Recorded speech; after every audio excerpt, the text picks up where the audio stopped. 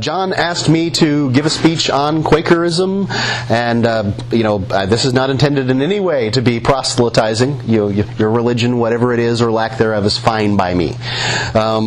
This is the peace, freedom. What's the church? Peaceful Assembly Church, and Quakerism is one of the peace churches. So I think that it has a certain amount of validity. Peace churches are they're a segment of Christianity that believes that that Jesus wouldn't go around killing people, and it seems like a simple thing to me, but oddly, it's a small minority in Christian churches around the country. So, Quakerism it was sort of evolved out of several other, religions that were existing at the time of what they call the English Revolution. Not too many people really got killed in the English Revolution. The English Revolution was more a revolution of the mind.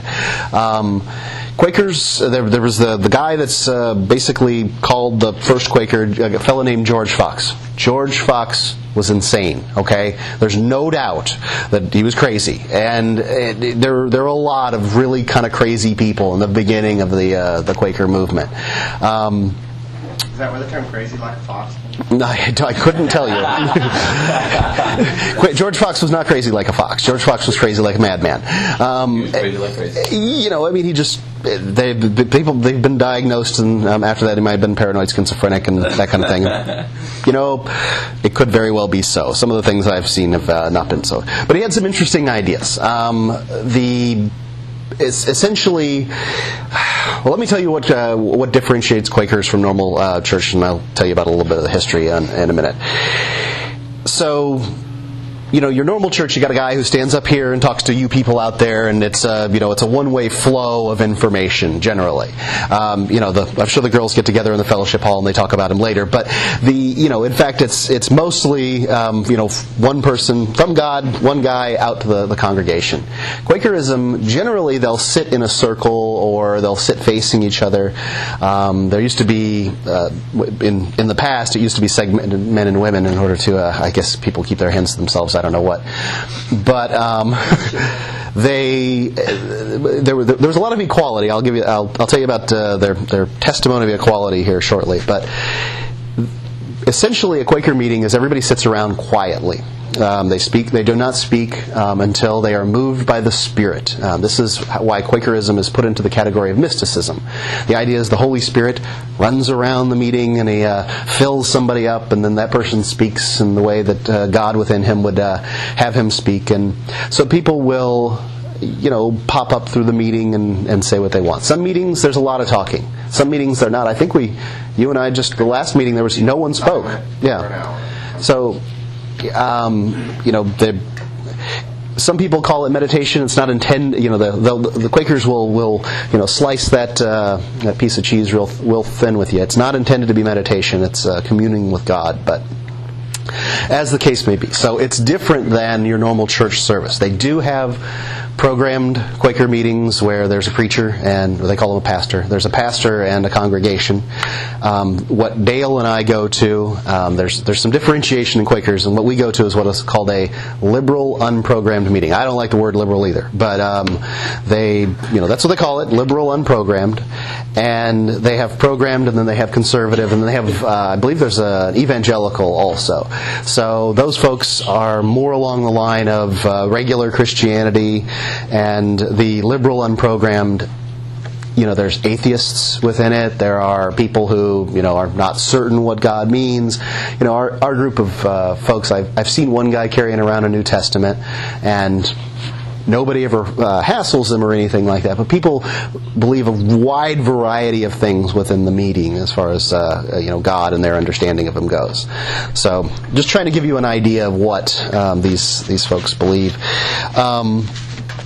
A little bit more of the history. There's an incredible amount of parallels between the Quaker movement, as Jack told you, started around the early 1640s, 1650s. There were some pivotal times.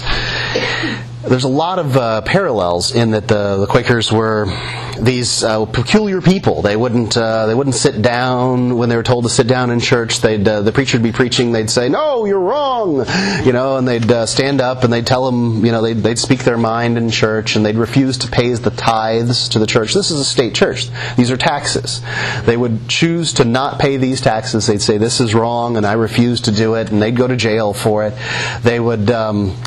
As I said, there's some crazy people. Like some of them would. There are more than one circumstance where they would smear themselves in their own feces to show their dirtiness before God. Lay on the altar of the church that they went to. This the Anglican church. So I mean, you've got a high level of civil disobedience occurring in the Quaker church, and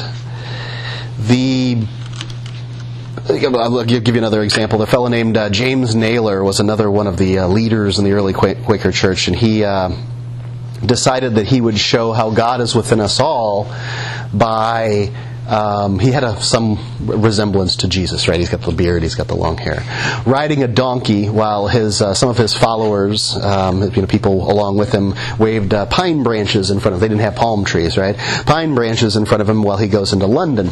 And you can imagine how in 1650, how the church leaders saw this as blasphemy.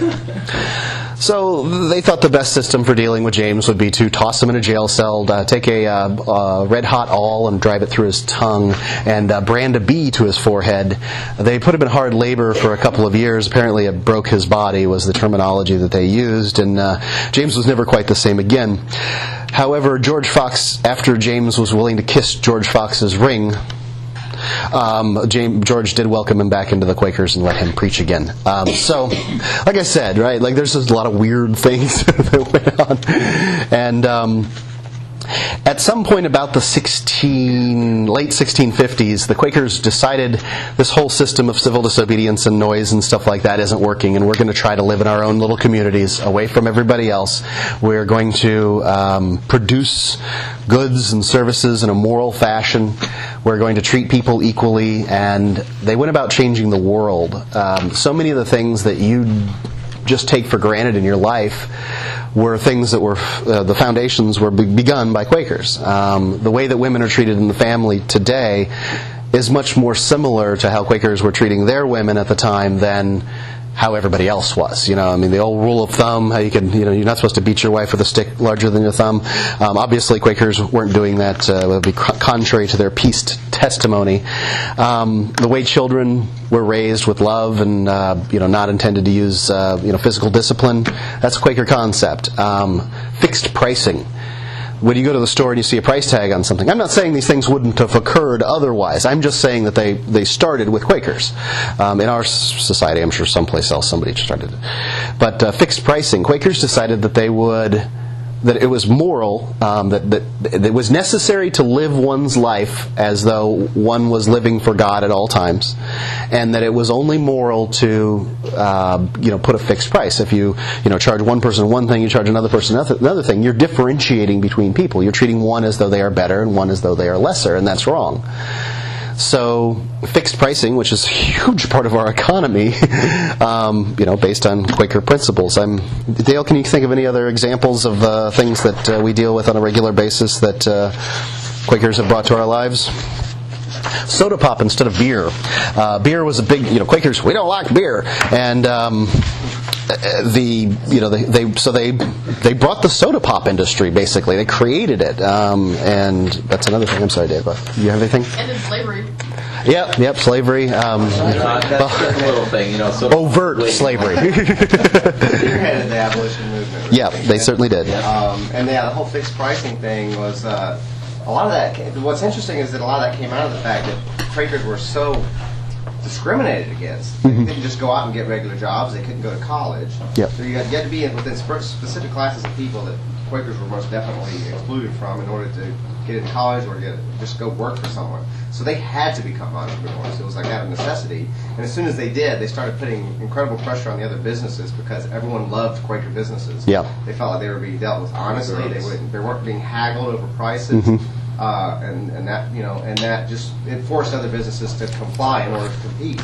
Let's talk about Quaker Oats real quick. Quaker Oats were not made by Quakers. However, they used the brand to. I think it exemplifies wonderfully what Quakers are about. You've got something that's plain, it's simple, it's wholesome, it's good, and you've paid a small price for it. This is kind of, it's the first thing that people think of when they hear the term Quaker, and there's nothing wrong with it. Quakers were kind of like Amish in that they up until. There's very few now that kind of dress the plain, they call it plain dress, which is... It was synonymous with trustworthy. Mm-hmm. Like sticking Quaker on there was like saying, you can trust us, we're good businessmen, we're not going to screw you over. It's the truth. So most religions will have creeds. When you read these creeds of the different denominations, they'll say, we believe in the Father, the Son, the Holy Ghost, and this is what Father does, and this is what the Son does, and this Holy Ghost does. We believe. I know the Unitarians have the word democracy in their actually in their creed. Quakers do not have a creed. They're anybody is welcome who believes anything in there. It's a form of worship. They do, however, have what they call testimonies. And I want to go over them. There's 4 testimonies. And, first one's peace, the peace testimony. They believe, and I guess the reason I got excited about the Quakers from the very beginning is, I believe all this stuff from the beginning. These folks are essentially proto-libertarians. Their peace testimony believes that they shouldn't use force to get what they want. They're pacifists. Now, there's always conversation within Quakers. Exactly what does pacifism mean? Does that mean that you can't protect yourself if your wife if some guy's raping her or anything like that? And I'd like people to understand that there is conversation going on within Quakers about what is pacifism at all times. They haven't decided. Yes, ma'am. How do you explain somebody like Richard Nixon then? Well, Richard Nixon was a Quaker and really ceased to be. Yeah, I mean he's a great question, right? I'll get back to the other stuff, but I wanted to address Richard Nixon. Richard Nixon was raised as a Quaker, and he is the only famous guy that Quakers can really, that they can really point to, and he's a really terrible example. Here he is. He's upgrading the war in Vietnam, and it's absolutely contrary to what Quakers believe. He's sending thieves in to rob in the night, against his political opponents. This is a terrible example of what a Quaker is, and I suppose that we can find, but we could use Hitler and Catholics, right? We blame the Catholics for Hitler. So, back to the peace testimony. I was having a conversation with one of the Quakers about what is pacifism and how does it work. Is it, and I asked him, well, if what I'm doing is intended to eliminate harm that could or is occurring, then am I, contrary to the peace testimony? And he says, no, I don't think so. So I could close a door in order to prevent an axe murderer from coming in, the door locks automatically or whatever. That's not that's not contrary to the peace testimony. Then how is, say, shooting a guy who's, committing this terrible atrocity, how is that contrary to the pacifism? So as far as I'm concerned, as long as you're not using, and this is just my belief on it, every Quaker is going to have their different belief. As long as you're not using an amount of force that is not commensurate with the kind of violence that's being perpetrated, then, I don't feel you're, acting in contrary to the peace testimony. However, there is a great story of some Quakers were on a ship. That ship was being, robbed by pirates or whatever. The pirates were going to come aboard. The Quakers refused to fight, and as I understand, they were slaughtered to a man. So, everybody believes something different. Peace testimony. Equality. Quakers, 1650s, right? Like equality wasn't perfect at the time, but they did treat women and they did treat children a heck of a lot better than everybody else did. They treat homeless people. The Quakers are, very big on, welcoming people who are in poverty into their meetings and helping them and that kind of thing. So Quakers, one of their 4 testimonies is equality.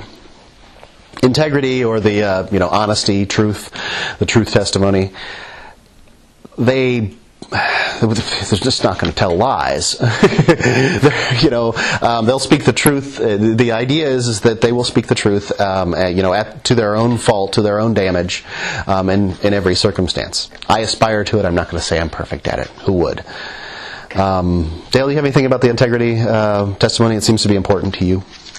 Well, I try to carry it through to, a lot of people will find ways to lie, to be dishonest without technically lying, to be deceptive. Mm-hmm. We talked about this in meetings. Oh, yeah.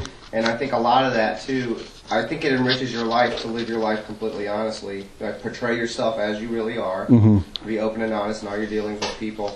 And I part of that testimony for me is trying to live your life very honestly, is going a step further than just not lying. So, I think it's portraying yourself honestly as who you are, and you attract the kind of people that you would want to attract, as opposed to putting up a front that you think people want to see so that they will like you, and you're not necessarily compatible people. All of that, I think, is to me, it's about enriching your life, that you're living your life honestly. The simplicity testimony. This is something that's certainly changed for the Quakers over time. At one point, this included the way that they spoke. They would use these and thous, which are the familiar, as opposed to the you, which was considered to be formal addressing. I don't know if anybody's familiar with these things, but they would choose to speak in the familiar to everyone when, they would choose not to doff their hats before the king. And I always like to tell this, to give the history behind this is, and Jack mentioned it, is that in fact when you're doffing your hat, what you're doing is you're baring your neck. When you bow forward, it's doffing your hat and bowing forward as the vassal to the Lord, so that the Lord has the option to cut your head off. That's the kind of fidelity that you're showing to that person. And if you show that kind of fidelity of your own accord, it's a beautiful thing, that's a wonderful thing to show that kind of fidelity to another person. I would hope that I have that level of fidelity to my wife. However, that level of fidelity, when it is demanded, is servitude, and that's the end of it. So the taking off of the hat is, showing one's servitude towards another individual. They wore particular clothing. They spoke in a particular way. If you've seen the Amish and Quakers tended to look similarly, except Quakers would shave, Amish would be bearded. Amish wore black, Quakers wore gray. And they were big in Pennsylvania. They lived near each other. And this was the idea of the simplicity testimony, is that you didn't spend any time worrying about these outward raiments and things like that. What that has grown into today is some Quakers will choose to only wear, organic, unbleached cotton or whatever it is that they choose to wear. They'll not buy clothes new or something like that. They look at I think it's good to look at what it is you're spending your money on. What's your time and your energy and your intentions are focused around. Are they focused around something good? Are they focused around something that's vain and really of no use to you in the long run? But there are maybe a few dozen people who dress in the plain dress anymore. I did see a lady with a hat that came to a bonnet, one of those kind of Little House on the Prairie bonnet things. She came to a death penalty situation, a meeting there, and spoke against the death penalty. And it was kind of interesting to see somebody who might be wearing plain dress, but she called herself Quaker Anne. Does anybody have any questions so far on where I'm at? Quakers, things you'd like me to cover?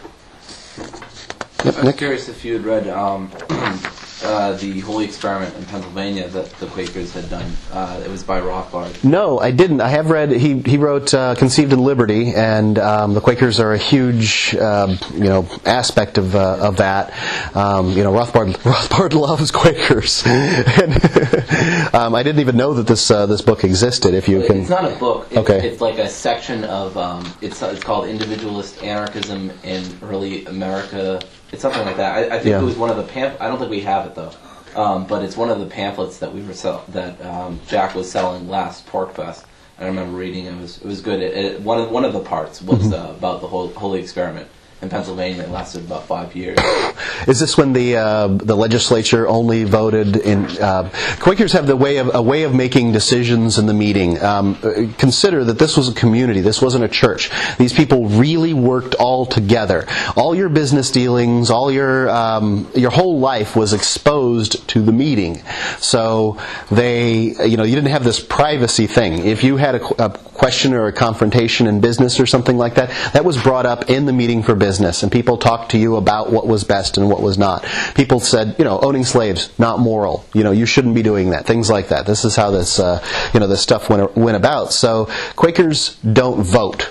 So we wouldn't, if we were a Quaker meeting, we would all come to one unanimous decision as to what the best solution to move forward was. So one person throws this whole thing off. If one person can stand in the way, if he is moved by God to stand in the way of something going forward, then that would be how it was. Are we referring to this legislature that existed that only passed laws in unanimity? Yeah, I think so. It was like a really weak legislation. I think you can imagine how weak it would be, right? Yeah, it was really, really weak. I don't know all the details off the top of my head, but I know that William Penn basically failed as a governor, and then he left. He assigned it to somebody else. The guy couldn't govern the place. He couldn't raise taxes, but they were doing fine on their own. They didn't need the taxes. They didn't need the government. So they were pretty much stateless for about 5 years until they started imposing laws and stuff like that. Yeah, and Rothbard pointed out that many of the Quakers existed. They were anarchists. I mean, this was the concern in the in the English Revolution, is that these people were called social anarchists. That was the terminology that they used regarding them, and because they weren't following the rules of the church and that kind of thing. And Rothbard pointed out that many of these people were in fact anarchists. Some of them worked inside the system. Some of them became legislators. I think the Revolutionary War kind of really knocked the wind out of the Quaker movement. In the history of wars, Quakers standing against war, in the history of wars, the Revolutionary one was pretty good as far as morality goes. So here you have this, in an important place, at an important time, an important event occurs, and it, changes the course of history. I think that, Quakers, to a large extent, really, the Revolutionary War just took it all out of them. So we're talking about I've lost my train of thought. We're talking about their particular form of governing there. I think that, if we did in fact have a legislator that could come to agreement on rules unanimously, you would probably have such a weak government that none of us would ever be here to complain about it. I think that if in fact this Quaker model had ever caught wind and gone anywhere, but what they'll find is that the large meetings are far less successful than the smaller meetings in making decisions. I spoke with a guy, and I don't remember his name. I did an interview on my show, and some people really loved it and some people really hated it.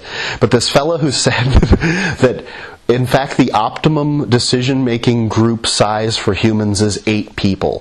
That if this optimizes creativity and minimizes derisiveness, everybody's heard, and that these 8 octets, or what he called them, these 8 octets could work with other octets. I'm not sure if he's talking communal living and people humping in big piles or whatever he's talking about, but he was talking about groups of 8 people making decisions. That really makes sense to me. Our Quaker meeting is, something about this size, and they make decisions like that, and it's it tends to work. Yes, sir. I understand that the resolve or the question of slavery took them about 100 years to resolve, and finally resolved in like 1776 or so.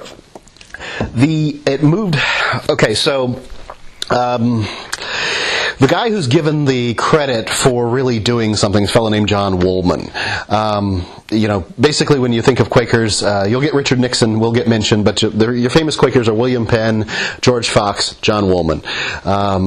George Fox is the crazy guy who started it all. William Penn is this wealthy son of aristocrat who set up Pennsylvania, and John Woolman was an apprentice to a fellow who made clothes, some old haberdasher or something like that, and everybody had slaves, and he was writing out a sales slip for a Negro woman, and he decided, I can't do this.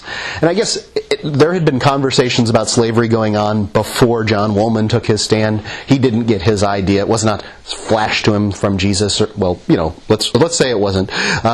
People were talking about it, but John said he's not going to do it.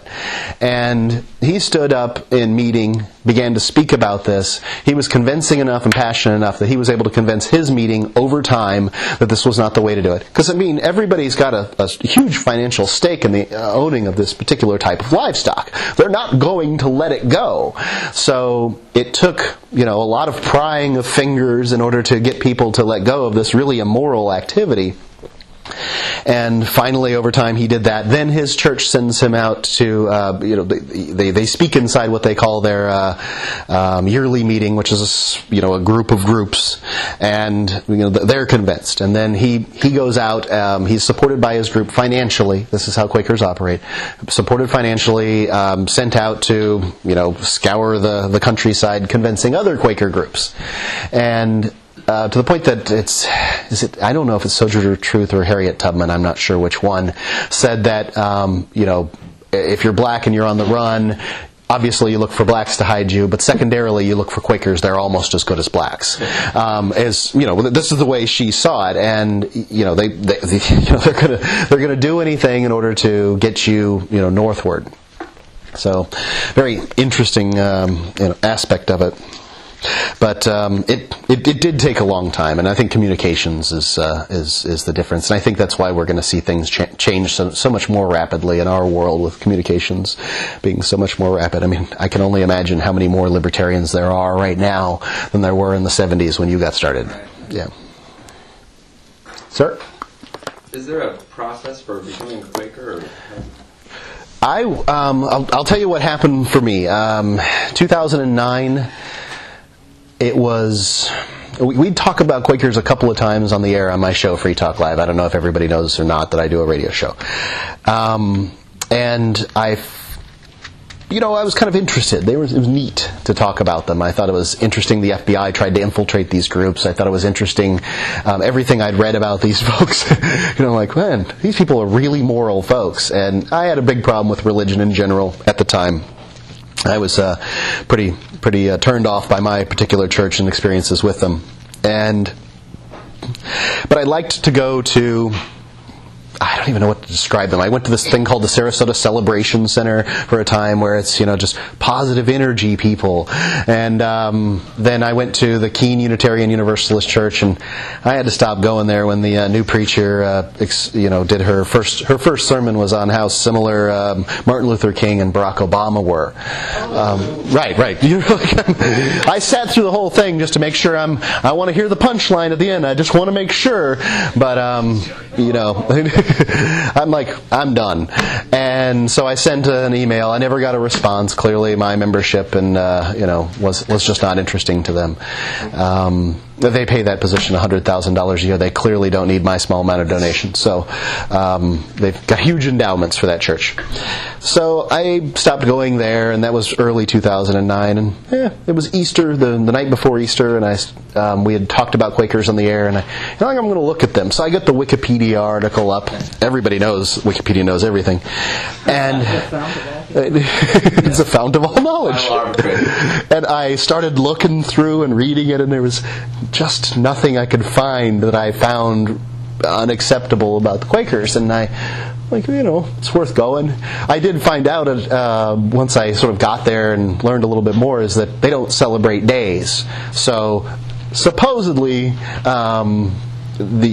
Easter doesn't mean anything. However, the reality is we live in a world where Easter occurs, and they talk about those kind of things. As an aside, Quakers in the past chose not to use the days of the week to differentiate from each other, because Thursday is apparently Thor's Day, Wednesday is Woden's Day. These are terms for Norse gods and stuff, and bad cretinous things. And so they decided how they spoke was so different from everybody else. And it's kind of like us in using terms like aggression and things like that. We have buzzwords within the community. And so they would say first day, second day, third day, and try to identify months, which were also named after Roman gods, as first month, second month, third month. So you'd be trying to tell somebody to come meet you on the Sunday, the 1st of March, and you'd have to tell them, well, let's meet on first day, the 1st of the third month, and got a little confusing and weird. But first day of the first month. They don't do that anymore. It would be a rare. It's a rare instance when somebody in Quaker meeting mentions first day instead of Sunday or something like that. It happens, and for some reason I can switch first day in my mind pretty easily without too much trouble. When you start getting on third day and fourth day, I have no idea what those are. Wednesday, Thursday, So it just goes to show how unlikely it is to happen. And I went to the Quaker meeting on that Sunday morning. I found a small group of 6 or 7 people that seemed very, very nice to me, pleasant. Admittedly, I had the intention of going and, proselytizing my libertarian beliefs to some extent, because now they can't operate. With one person in their group, they can't operate without, listening and taking into account what it is that person is talking about because of their unity doctrine. It turns out it's never been an issue. These liberals, and that's largely what they are social liberals mostly, and they don't have any. They seem to have very little conflict with the ideas that Dale and I have. There was a situation that came up last week where some liberal organization wants to stop whatever changes might go on with gay marriage, including what I think is Senate Bill 569, which is an improvement on what we have today. They sent this around and asked for the meeting's blessing on it, and to be added to a long list of churches that mostly Episcopal that support this. And we said no. We're not interested in doing that, and so the meeting decided not to sign up, and it was tabled. I made a bigger deal about it than anybody else did. It was just tabled and put to bed quickly. So, but what my experience has been is I intended to sort of force proselytize on the Quakers, and that didn't work because they didn't. There's no conflict. Shortly after I went, I talked to a few friends in Keene about my experience and enjoying it. It didn't take Dale too long to show up. We're probably the two, most adamant about going. Ian goes, Sam went, Keith goes sometimes. Keith and stuff. Very averse to violence. What blows my mind is if you show them the gun in the room, you can have an argument with a typical liberal, trying to say. Meaning modern liberal, or liberal used to mean libertarian, and try to point out the violence and inherent in different things, and that they'll go through all kinds of mental contortions to avoid the cognitive dissonance associated with the gun in the room. You show the gun in the room to a Quaker, and wow, they resolve that stuff really quick. Yeah, they do not like that gun in the room. Yep. And there's no doubt about it. So it's been really shocking. If I try to find, at one point I made a statement expecting to have this long debate about every single law that goes into place is basically a threat of violence, and I literally got about that far, and there's just this moment of people going, you're right. It was just like that, and I was like, who figures that out that quickly? I've never seen anyone be able to deal with cognitive dissonance the way I've experienced Quakers do it. I had a strange experience, and you may have been at this particular meeting. There was a gal that used to come to the meeting named Laura Pepper, and she's moved on to a different meeting. And her son died from a drug overdose, and she was giving some kind of testimony. This is after the meeting. We sit and talk after the meeting for worship, where you sit in silence. So we were talking, and I'm like, oh no, here it comes, right? I mean, her son had died from a drug overdose. And, I remember this. And then she says, almost immediately afterwards, "Oh, I don't believe I believe all drugs should be legal." I mean, so my experience here is, these people have had no contact with us, none, and they've come to all the conclusions they've come to on their own, and they're so very similar to our own. I think they're ahead of us. The stuff we're doing now, we both read the same book about Quakers during the English Revolution, and but in a lot of ways they were ahead of us. So they were doing things that we would look at them now and say that at that time. But their spirits died. They don't accomplish anything. They accomplish very little from a standpoint of getting stuff done. Like Quakers got a lot done back in 200 years ago. They were in a place mentally at that time that we a lot of people think of now as a new thing. Mm-hmm. And I look at that and go, no, these ideas aren't as new as I thought they were. Yeah, I'll agree with you on that. Anybody have any other questions? So you can just start going to a meeting, just find one in your local area. Yeah, I mean, if that's what you want to do, like as I said, this is not intended to be proselytizing. This is my experience and Dale's experience in going to meetings. Why it is we like it and it's good for us. I'd say probably the biggest thing that people have an issue with Quaker meetings is sitting in silence for an hour. It's all the stuff about the church is great. The form of worship can be really difficult for people. But yeah, as far as you find a meeting in your town, they have a pretty good software on the internet for finding it. I managed to find a Keen meeting relatively quickly. You show up. It's usually 10 a.m. is my experience, and you come in, sit down. Don't do a lot of greeting when you first come in. Just find a place to sit, sort of relax, and the meeting will start, in a not very abrupt fashion, and they'll let you know when it's over. Nick?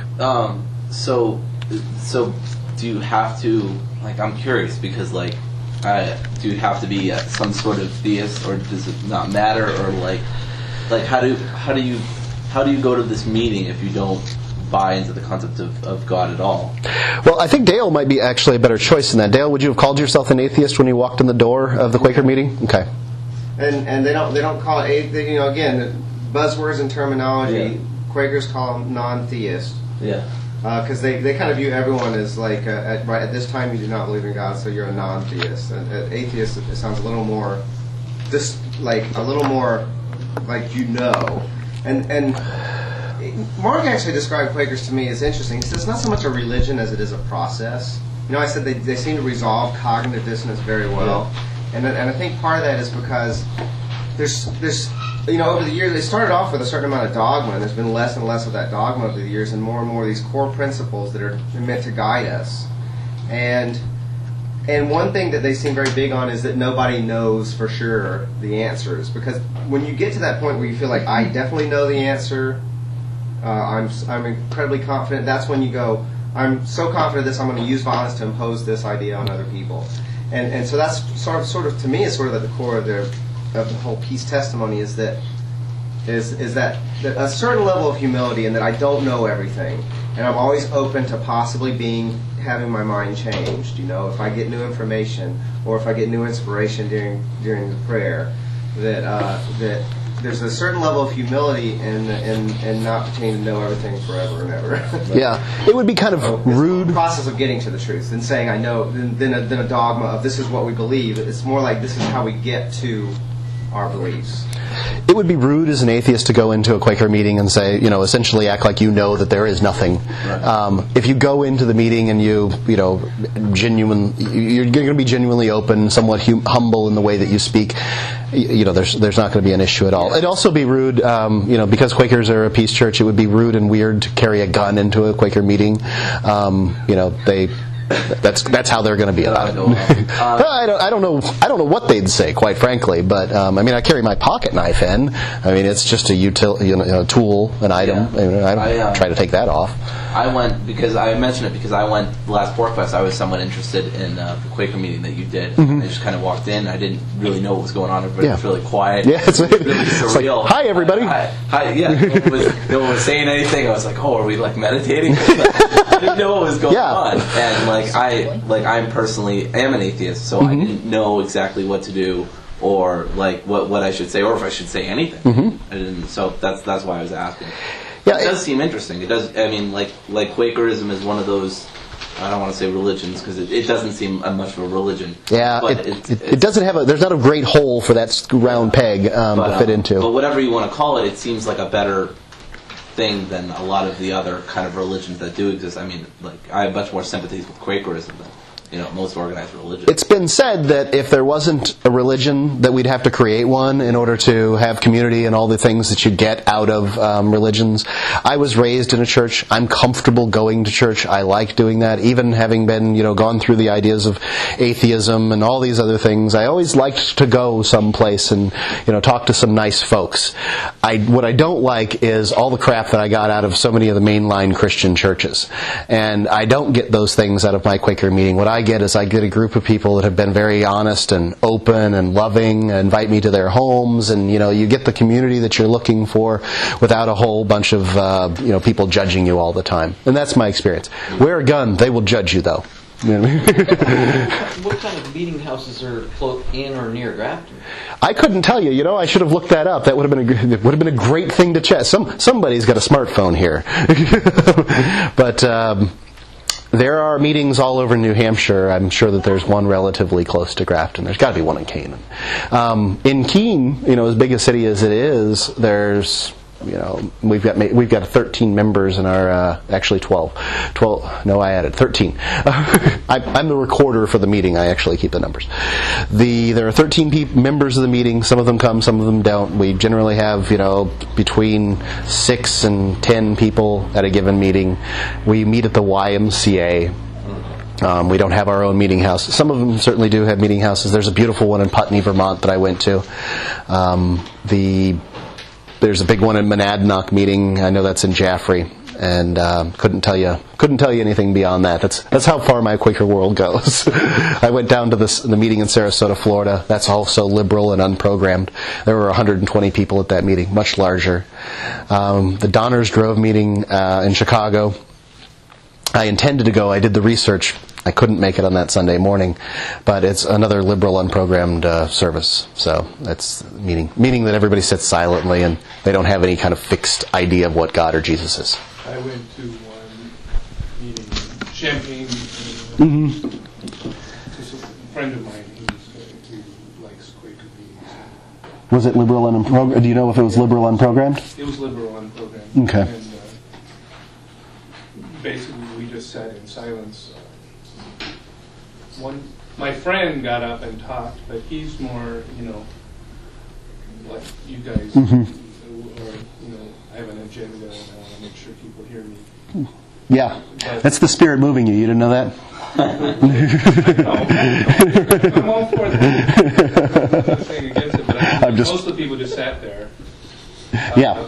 But just to be clear, sometimes there's discussion after the meeting. And I think a few people maybe one person read a poem that they have, and I think someone might have read something from a book.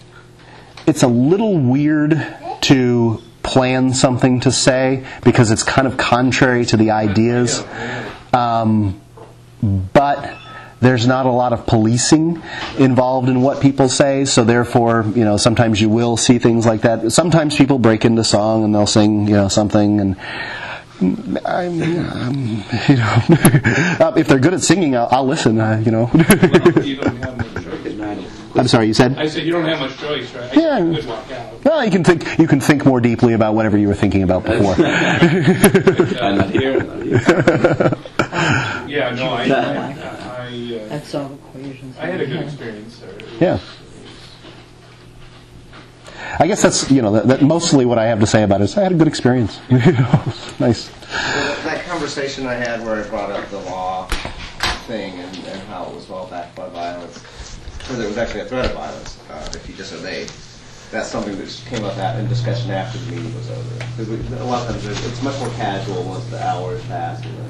That's unusual, Dale. Our meeting's unusual, and it was kind of started when I came and I was asking questions afterwards. We went for an hour or so afterwards, and everybody there likes it, so we do that. It is not entirely common among meetings, right? And this is the other thing: is as I understand, it's 17% of meetings are liberal and unprogrammed. So what we have and what we experience is not common among the Quakers. Most of the Quaker meetings actually exist in the continent of Africa. They were very good at proselytizing there. That's where the evangelical Quakers are. Going to be much more rigid in their belief system, much more Christian oriented. Don't be gay in their meeting. That kind of thing. Whereas here in New England, they do gay marriages and the whole thing. A Quaker marriage is a very interesting thing. They do them at the meeting. So everybody there is the pastor, everybody there is the witness, everybody there is, the kid who sprinkles the flower petals. And you'll have every member sign it. And I guess it was said that the young people initially were, in fact, just standing up and proclaiming their love for each other and getting married in the meetings immediately, and that's why they had some kind of system. We can't have these young people getting married without asking the permission of their parents. So they put some more structure behind it, where they have what they call a clearness committee, where they, I don't know. There's a clearness committee for everything. Yeah, you make sure you're clear. You want this. Yeah. They aren't big on acting rashly. Is that a fair statement? They're not big on acting. They're very big on thinking everything through, working through all the possible ramifications of decisions and the unity. The unity. Something like leaving to go to New Hampshire suddenly wouldn't be a typically Quaker. You would ask, if you felt like you wanted to talk to your meeting about this and get some clearness on it, you could certainly ask that, and they'll give you lots of ideas and opinions and things like that. Ramble on forever about what they think about your idea of moving and whether God is in your life or whatever on that. But they're never going to I went out and bought a car. I didn't ask my Quaker meeting about what color they thought my car ought to be. Do you think God's leading me to get a convertible? Whereas this would have really have happened in the past, and it's kind of shows how the Quakers went one way and the Amish went the other. My friend's Amish, and he talks about how people would get kicked out of their meeting for having an ovular window in the back of their buggy cart instead of a square window in the back of their buggy cart, or a rectangular window. I mean, those folks obviously took it the other direction, and so there's no need to ask your meeting to do any kind of particular thing, but they'll be happy to share their opinion with you. So, I'm sorry, you said? Yeah, I have a question about the honesty issue, and that is that I know of a number of people who are very careful about being extraordinarily honest and personalized, but when it comes to things like TLAs, they don't. What is the term? Three-letter agencies. Okay. They think that those are pretty exempt from that kind of thing. What do the Quakers think about that? I've never asked, and I tend to agree with you that I'm of the opinion that if a guy's coming up to rob me and I give him the money out of my left back pocket and he asks me, "Do you have any more money?" and I have money in my right back pocket, that I can go ahead and honestly, that there is no moral problem with me saying no. I don't have any more money. I don't have to lie. I don't have to tell the truth to the guy who's committing a greater sin.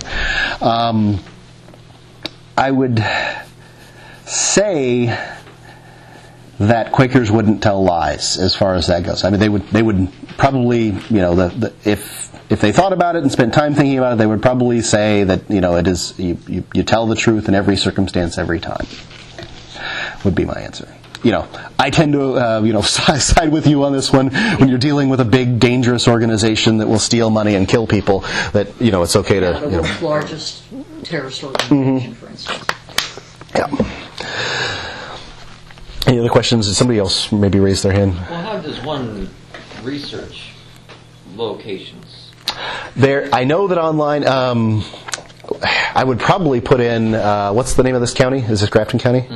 I would probably put Grafton County Quaker meeting and search it on Google. And they also called the Friends, Society of Friends. Yeah, Society of Friends. So what's the difference? I mean, What's the difference between? Quaker, Friends Society. Okay. Maybe I should have made this clear. The Religious Society of Friends is the name of the organization. In the same way that Mormons are the Jesus Christ Latter-day Saints, the Religious Society of Friends are the Quakers. There's no difference. Quaker was actually, there was sort of a slang term that they went ahead and embraced. I've had a couple of anecdotal stories behind Quakers. Supposedly some judge called them Quakers because they quaked with zeal. Doesn't that sound like a libertarian? And whereas there's a lot of evidence for Quakers having, in the early times done the whole Anabaptist lay on the floor, flip like a fish thing, back in the 1640s, 1650s, that kind of thing, speaking in tongues, all that stuff. There's a lot of evidence that occurred. I don't know where the term Quaker came from specifically. I like the they quaked with zeal story. A couple of interesting anecdotal stories that I can give. Another one is George Fox meets William Penn. William Penn was a big deal in his time. He's the son of a nobleman, son of like a duke or an earl or something like that. King George gives him, maybe it was King Charles, gives him Pennsylvania. That whole area, that's his. He calls in a war debt and says, "Gimme," and they did. George Fox, so converting him was a huge coup for the Quakers.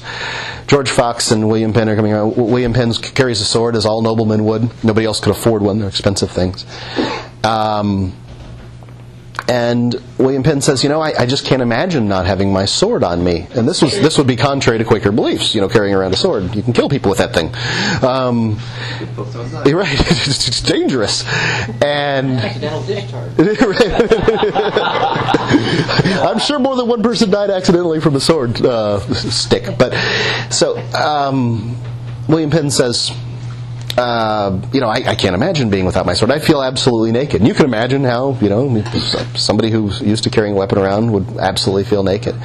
And George Fox basically dismisses it and says, carry it till you can't carry it anymore. And, that's the end of it. There was no, big deal about it or anything. Just carry it until you can't carry it anymore. And at some point he decided he couldn't carry it anymore. And so... I felt that was a fun anecdotal story. I can't remember the other one I was going to think of. Anybody else have any questions? I'll turn this over to the next speaker. Thanks.